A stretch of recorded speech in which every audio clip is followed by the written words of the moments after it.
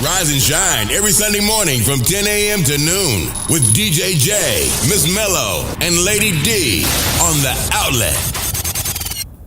All right, so let's officially welcome our guest here.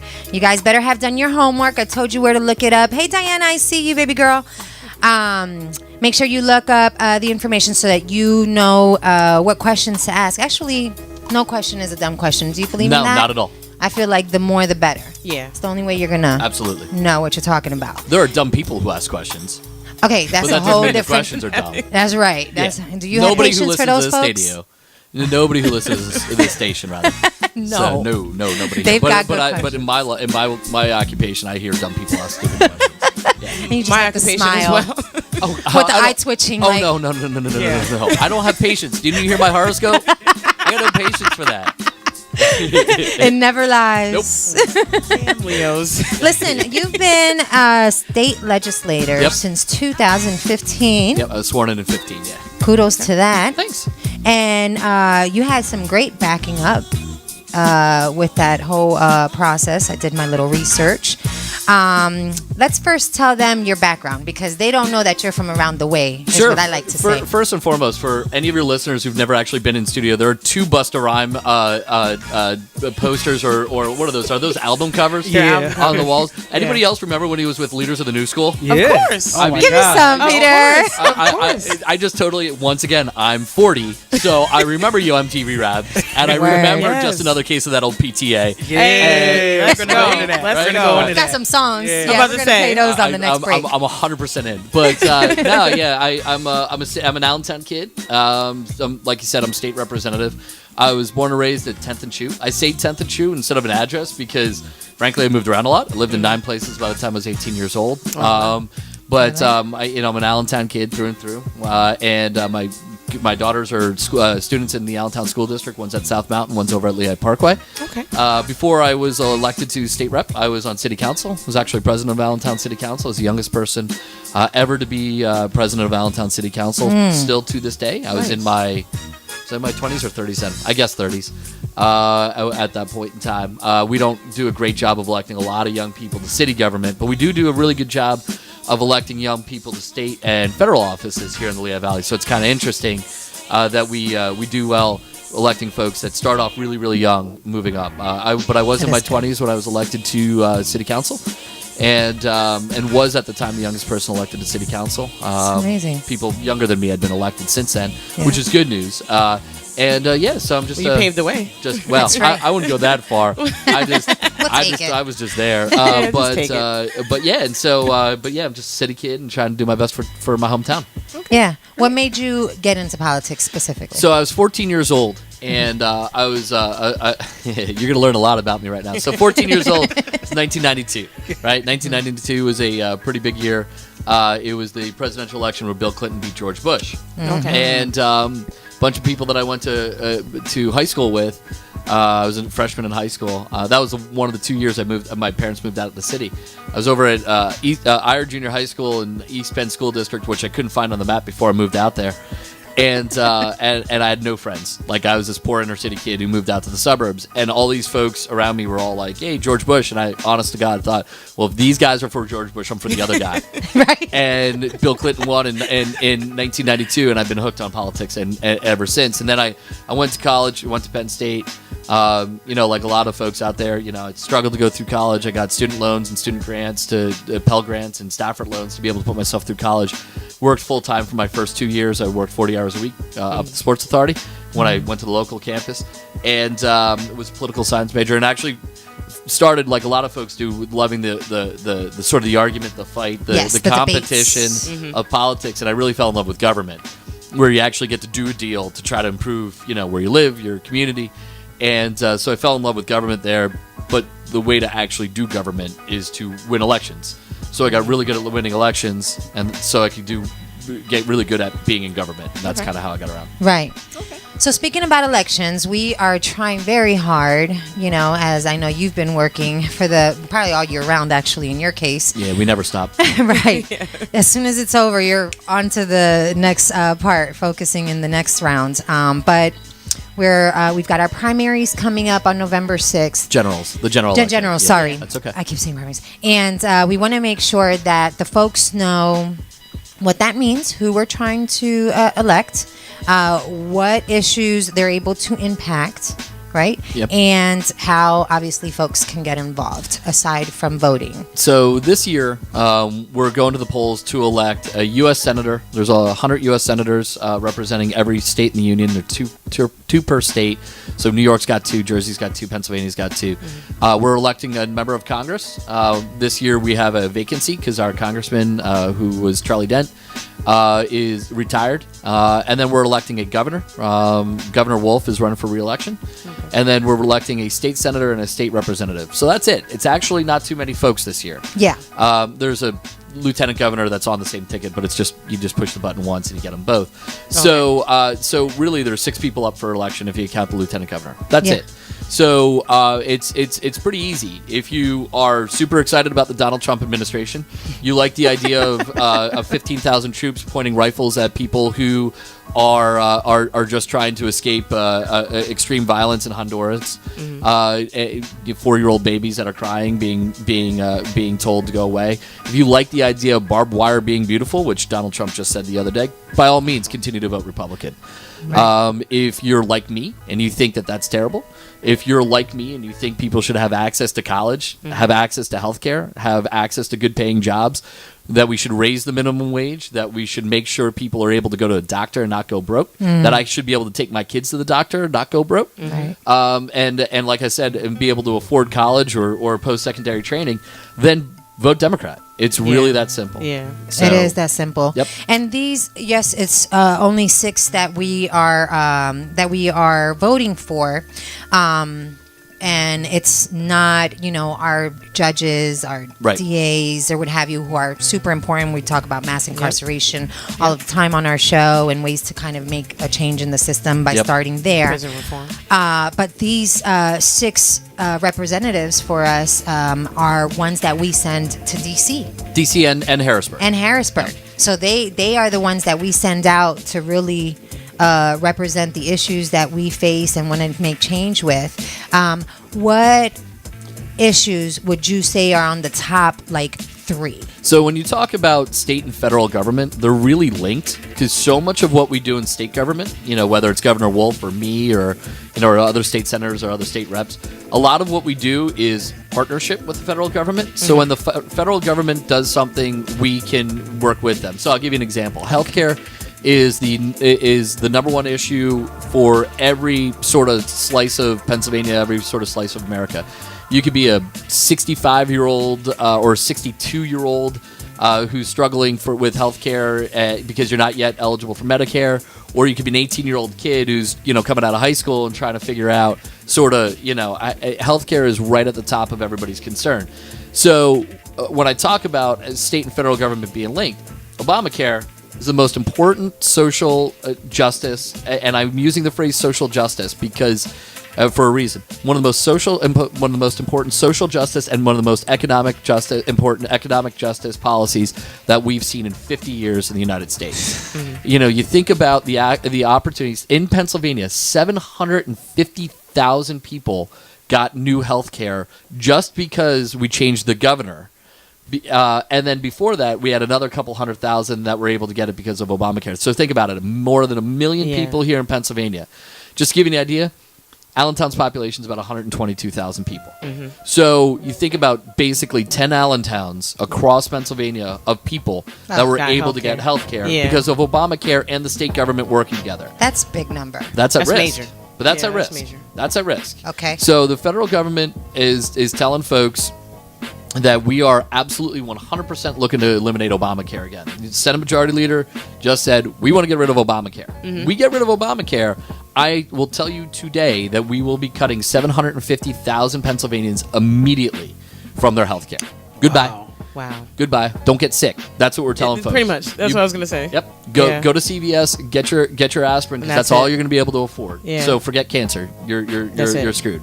Yeah. And so if they do that, I'm going to lose all the funding to be able to move forward.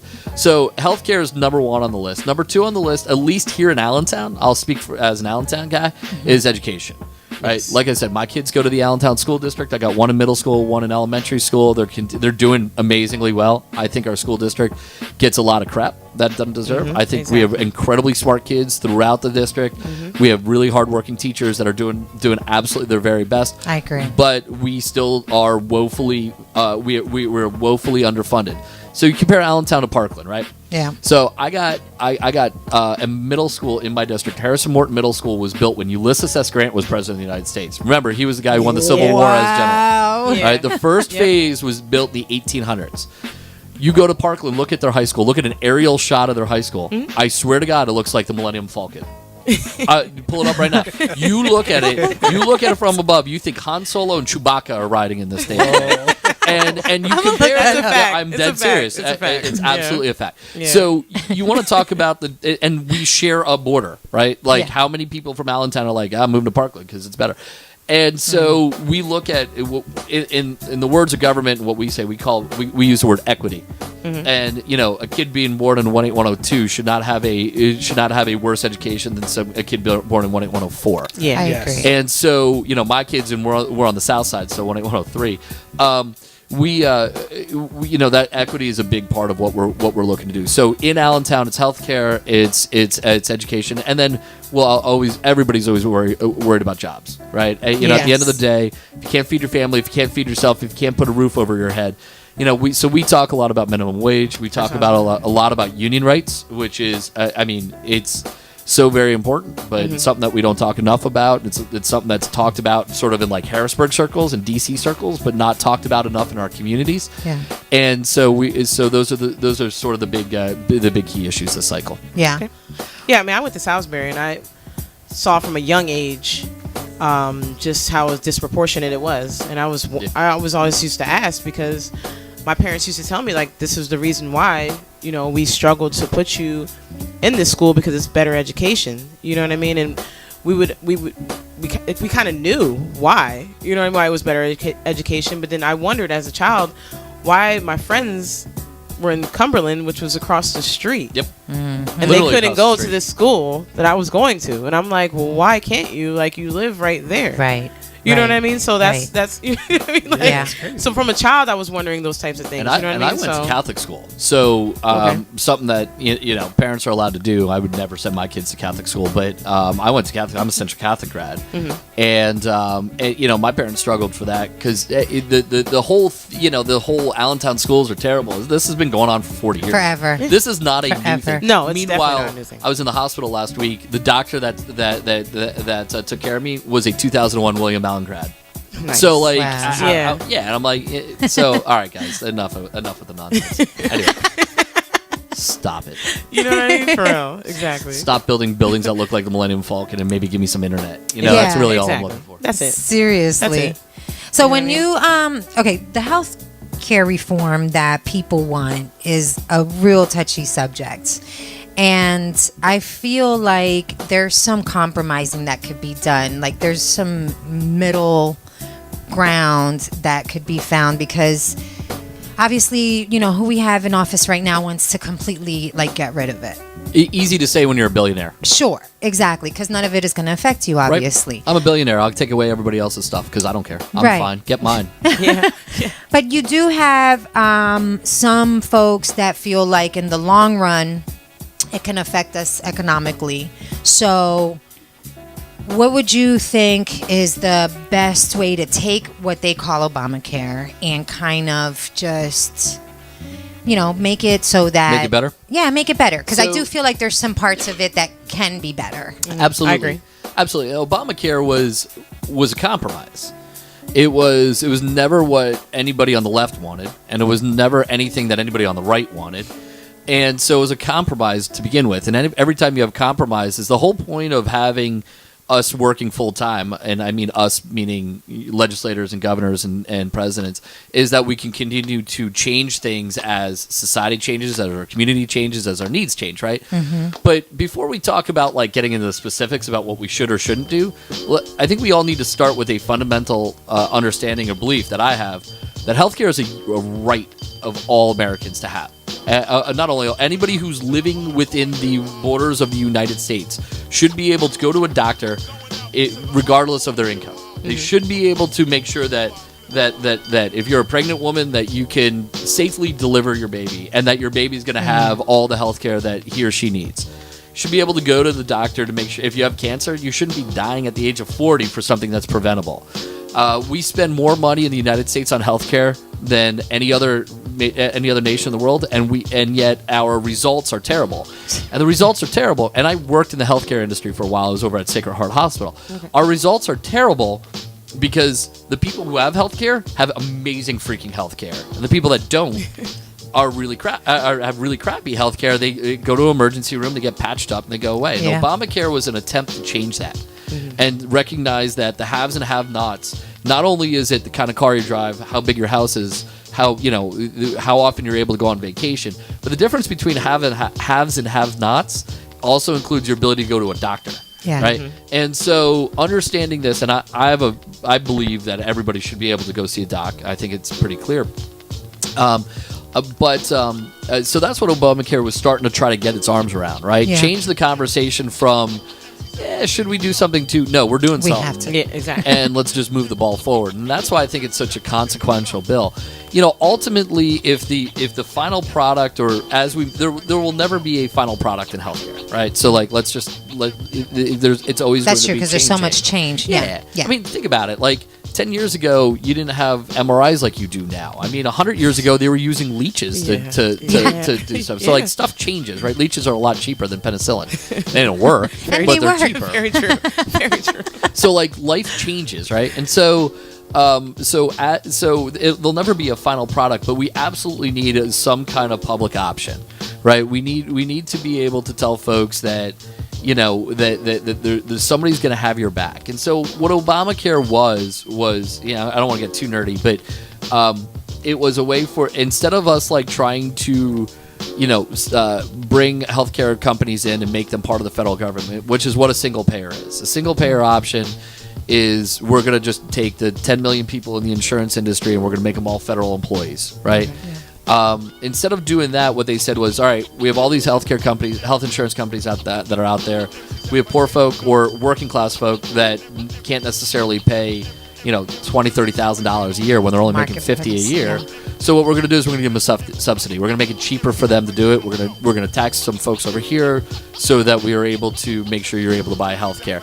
It was a good start. I think ultimately a public option is where we need to go. I think we need to lower the age of Medicare down to at least 60, if not 55. And we start the process of, again, inching forward.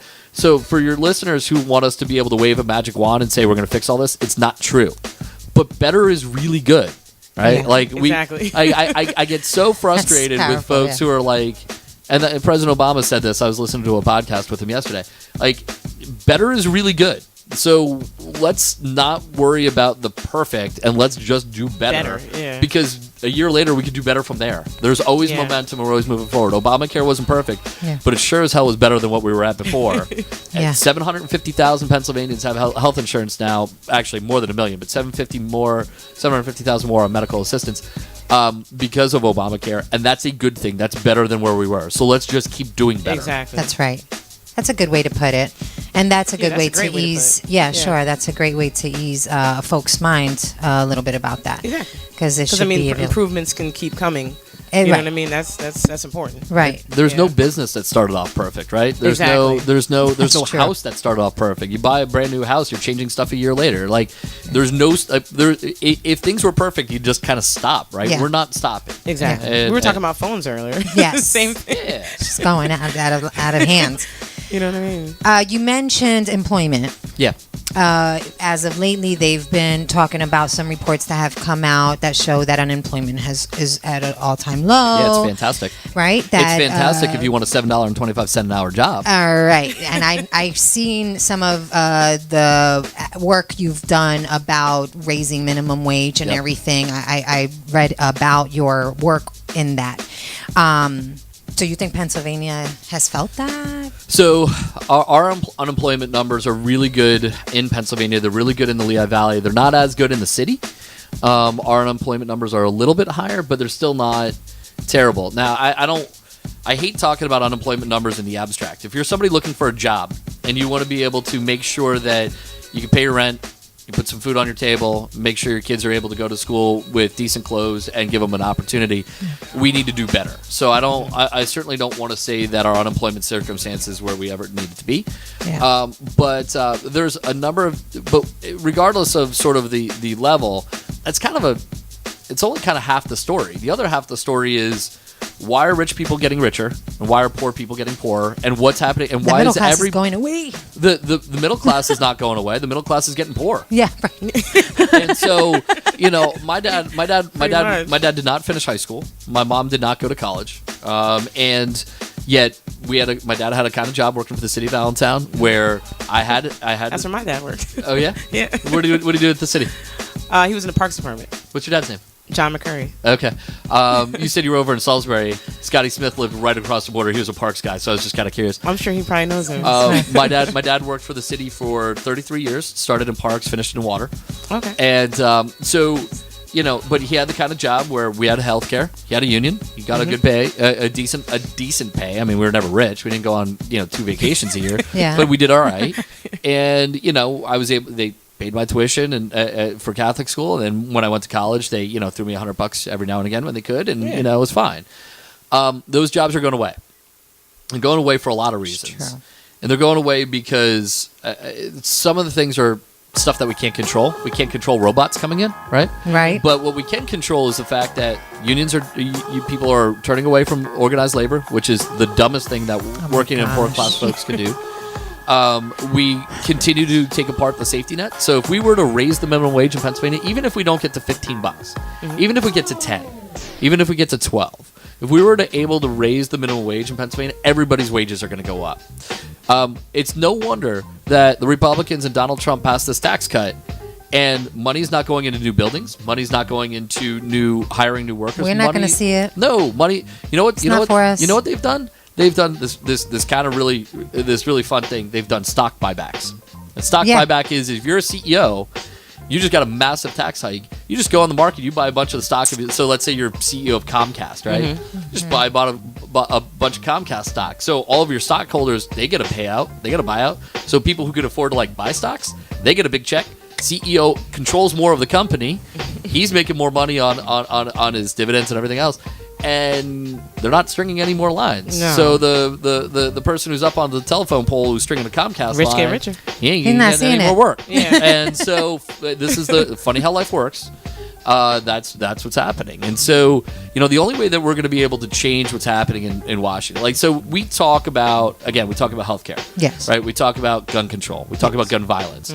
We'll talk about criminal justice reform. We'll talk about marijuana reform. Either medical or recreational.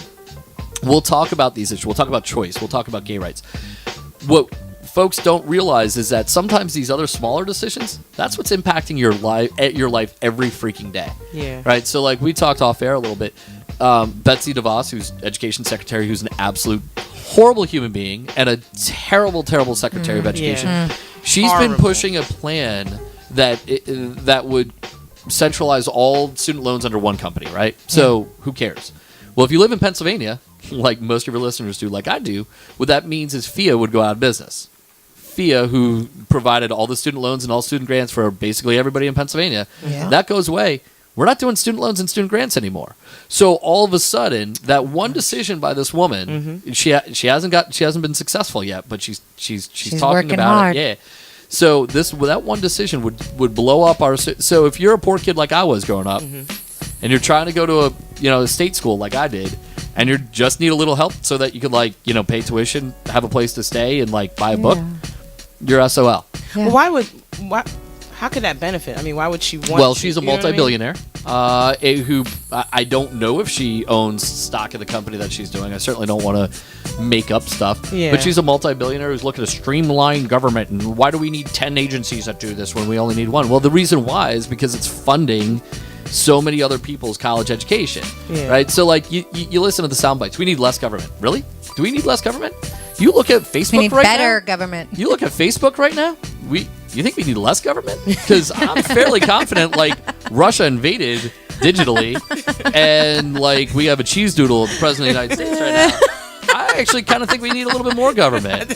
We have, you live in Allentown, we see roads and bridges that need work. That's government that's doing that work for you. That's right. We have people that are hungry in the street. That's government that's helping to fund the caseworkers, the social workers, the food banks, all that stuff that we care about. That's more government, less. And we need to stop this ridiculous. I love getting my Republican friends mad when I tell them Ronald Reagan ruined America, because we have to stop getting out of the mindset that government's the enemy. Government's not the enemy. Yeah. Government screws up. Everybody screws up, but we're not the enemy. We're government, and this is what I love about government. This is why outside of just being an counterculture honorary 14-year-old stuck in a school I didn't want to go to for a year. This is what I love about government. Like I have the opportunity to figure out, and this is why I love my job. I have not only the responsibility, but I have the tools at my disposal to get up every day, think about how I can make my community better, and actually do it. Yeah. So that's what I do every day, right? And so we need to start embracing the fact that government can be a force for good, a force for change, to make our community better, and get out of this whole, we're the enemy. Government's not the enemy. I mean, listen, I'm wearing old blue jeans right now, and I drive a Saturn, for God's sake. We're not. And your hip hop history. A little bit, for real. I could get by, but I'm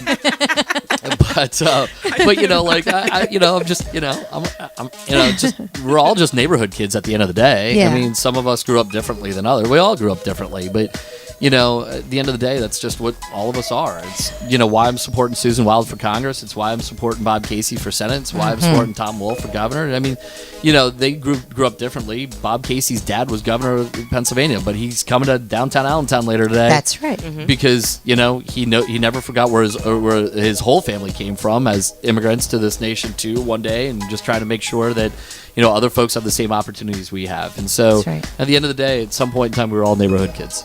And that's why it was so important we knew we wanted to do something within regards to pushing the agenda on voting. Yep. But it was important for it to not just come from us, because we could do that till we're blue in the face, and folks, it goes in one ear and out the other. It was important to bring someone like yourself that represents a lot of or that just knows us, and important issues. Important issues for people that, like you said, we're all just city kids. We're just just wondering why.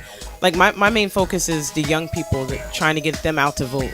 Let's talk about them for a second. Because they're saying to themselves, why do I need to vote? Why do I need to do this? Let's talk about that for a second. Yeah. So, I hear from once again, I'm not that young anymore, but seriously, I hear from folks all the time. I've spoken at South Mountain Middle School in the last couple of weeks. I've been at Cedar Crest College in the last couple of weeks. I've run the gamut of elementary or middle school all the way up to college, and I hear folks say all the time, why bother? It's the system's against me. I'm like, wait a minute. The system is your system. Mm-hmm. You live in this nation. You drive on a road. You go to college. You go to high school. You're in the system. I was at an event with Reverend Jackson back in 1997, 1998, and he got in this debate with a fellow Penn State student. It's like, I don't want to be part of the system. He goes, you go to this college. This college is paid for by tax dollars. Brother, you are in the system. And so, I hear kids say that all the time. And Michelle Obama said this best, and I absolutely love this. You're not letting grandma make your Spotify playlist. You're not letting grandma pick your wardrobe out. Why are you letting grandma pick your government? Because I know who votes. It's grandma votes. Yeah. Grandkids don't. Right. And now for the first time in generations, there are more voters in Pennsylvania, more eligible voters in Pennsylvania under the age of 35 than over the age of 65. So you want to stop the silliness of of just worrying about one group of folk? Well, get your butt out there and vote. Barack Obama, don't boo, vote. That's right. Right? That's my wallpaper on my Facebook page. Don't boo, vote. Yeah. Exactly. Get out there. Why would young folks, let me rephrase, why would a 21-year-old who's worried about, are they going to be able to go to a doctor? Are they going to be able to get a good paying job? Are they going to be broke from college? Right. Why are they letting folks who are more worried about other issues, equally important, to be clear, equally important, Social Security, Medicare, all that stuff is equally important. But why are they getting why are those senior citizens getting a disproportionate amount of attention? It's because they actually show up to vote. Mm-hmm. How do they change it? You have to empower yourself, young people. This is on you. This is not on me. This is on, as a state rep, I have to be responsive to the people who talk to me. This is on you, young folk, to not only go out and vote, call my office, yell at me when you think I'm doing something stupid. You don't have to say anything nice if you think I'm doing all right, but just don't yell at me at that point in time. But like, you care about criminal justice reform, you care about marijuana reform, you care about education reform, you care about all that stuff. This is on you, young folk. This is not on me. Yes. Thank you so much for that. With that, let's tell the people, because I just recently changed my address, so I wanted to make sure that everything was perfect. Voter suppression is a very real thing. We talk about it all the time on our show. Drives me nuts. Drives me crazy. It not only drives me nuts, it's the most un-American and anti-democratic thing you could do. And I, as a Democrat, I love being part of a political party that when more people vote, we win. Yes. I love that. Like, I don't ever want to be associated with a political party when less people vote, I win. That's ridiculous. So anyway. So I went and I made sure I got all my ducks in a row so that on the 6th, when I walk through the door, nobody's giving me any problems or why I can't vote, etc. For the Lehigh Valley, at least, I called the following number. I'm going to put this number out there so that you could call, make sure that they have your information correct and you know where to go to cast your vote. 610-782-3194. That's 610-782-3194. And then get to know your guys like Peter. And I'm around. We've got tons of them that, yes, they're around your neighborhood, but at the same time, you can find out what issues they work on, how they get the money together to push the issues and their agendas. Votesmart.org is a great link. Do you have another one? VoteSmart does a really nice job. They're nonpartisan. It's like layman's terms for people. It gives a lot of detail. The League of Women Voters historically has done really good stuff here in Lehigh County. It's a shame that Republicans are no longer participating in it.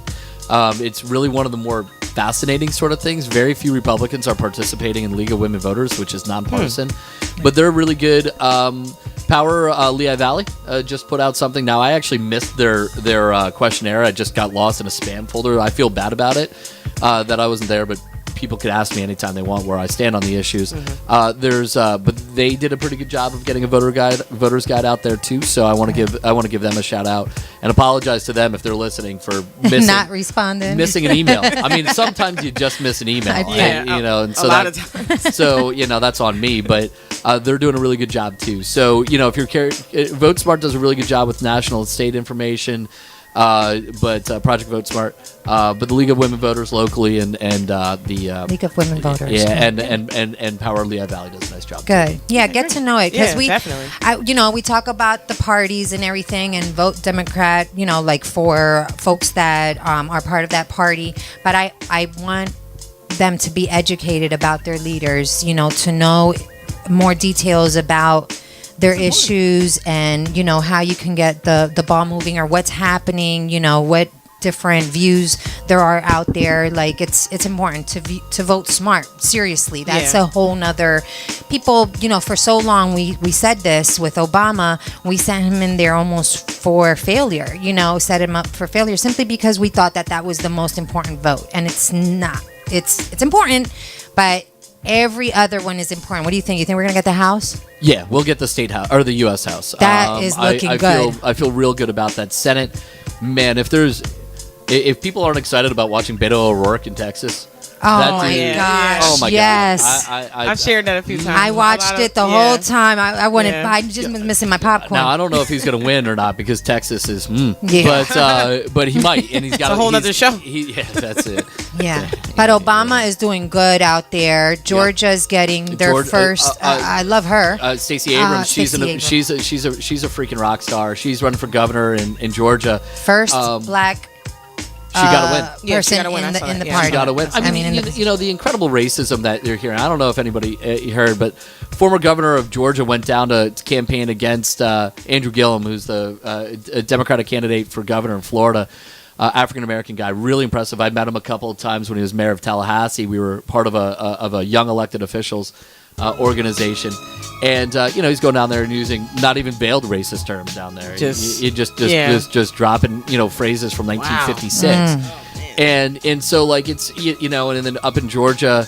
The Republican who's running there just earlier today, I saw on the way over, is accusing Democrats of trying to break into their voter machines. Now, I'm going to mind you, overwhelmingly the electronic voter machines that are all over the place, they're owned by this company Diebold, which is one of the biggest Republican donors in the entire United States. That's the stuff you don't know That's about. the bomb. There should be a bomb. They also own all the bomb. ATM machines. So. But I mean, come on now. This is what ridiculous. we're doing. Again, they're trying to take away your vote. They are. Yep, And I'm a 40-year-old white guy. I'm a 40-year-old straight white guy. They're not trying to take away my vote because they think I'm voting with them. They are trying to take away the votes of Me. black and brown folk, Yep. gay folk, really, really old senior citizens. They're moving now. It's not happening in Pennsylvania because Tom Wolf is our governor. Yes. Because Tom Shout Wolf, out to Tom. unlike these other states, we don't elect a Secretary of State. Secretary of State on the state position runs elections. Ours is picked by our governor. So Governor Wolf has control over that. So that's why we don't see voter places in downtown Allentown closing. That's why we're not seeing purges of voter files. That's why we're not seeing any of the stuff that you're seeing in Ohio and Florida and Kansas and Georgia. North Dakota. Yeah. North Dakota, they made a rule where if you're a Native American, shocker, once again, another group of people of color. Again, not 40-year-old white straight guys from Allentown, Exactly. right? Ridiculous. If you're a Native American, they are now making you get voter IDs. They don't have like street addresses. They all use PO boxes, Right. and now they're changing. So you want Yeah. to talk about Seen that last disenfranchisement? Yeah, I mean, they took an entire Native American reservation and saying you ain't allowed to vote. Yeah. And so what we're seeing this over and over and over again. Fortunately, we're lucky here in Pennsylvania. We have Governor Wolf, Yeah. who's not letting that stuff happen. But they've tried. Yeah. They've tried with voter ID laws. They've tried with a bunch of other things. Of course, and, yeah. And Governor Wolf stopped it. So we need to send him back to the governor's mansion. That's right. He's looking really good in the polls. He's an outstanding. Yes. He is one of the nicest and most genuine guys I've ever met. Forget politics, just Yeah. in Yeah. life. He's a solid dude. Good. And he's taking care of us in Allentown. Right. That's great. So don't let I mean, anybody turn you away. We're definitely running out of time. Yes, we are. Yeah, So- I talk a Yeah. lot. Don't You know let what? anybody No, turn you you talk away. great. I mean, you have so much love We right wish now. we in the always live. had more time. We're on Facebook Live. Yeah. People are loving you in the live. You know what I Yeah, mean? you got a lot of love, folks that have seen you at their kids' schools. Yes, definitely. Peter. That has to be the coolest thing in the world. Running into a kid that you just spoke at their class. I had this one little girl. She ran up. You read a turkey book to us. I did. It was a Thanksgiving book. She goes, "You're the government." I'm like, "Yeah, that's me. I'm the government." She was a little 4-year-old. She's adorable. Shout out to the government. Her mom Shanaz is actually the owner of Union and Finch, and over on yeah. The Union old, Street. what's that? Old O'Malley's. Yeah. O'Malley's was my favorite spot. O'Malley's. That like was going one to- of my favorite spots. That was like going to Nice church guy. for me until at the very end. It took a turn at the end, but yeah, her Yeah. daughter went to pre-K downtown, and I read to her school 2 years ago. She's like, Okay. "Oh, Bobby, the government You're read the to me." government. Yeah. Well, Mr. Government, say something to the people. We're gonna sign off. That's our camera right there. Listen, They're listening. Tuesday's Call election, them out. Tuesday's election day. Most important thing you could do.